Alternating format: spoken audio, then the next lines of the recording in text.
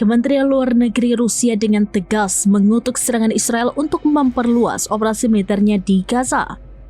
Rusia menilai langkah tersebut dapat memperburuk bencana kemanusiaan dan memicu tindakan genosida. Dalam pernyataan resmi pada Sabtu 9 Agustus 2025, Kementerian Luar Negeri Rusia menyatakan bahwa jika operasi militer Israel dilanjutkan, tidak akan ada satupun warga sipil Palestina yang tersisa. Seluruh penduduk akan menjadi sasaran pengusiran paksa. Pernyataan tersebut juga menyoroti bahwa tindakan Israel akan membuat warga Gaza dalam kondisi kelaparan yang sangat parah. Rusia melihat tindakan ini sebagai bukti nyata genosida di mana Israel secara terang-terangan berupaya menduduki Gaza secara penuh.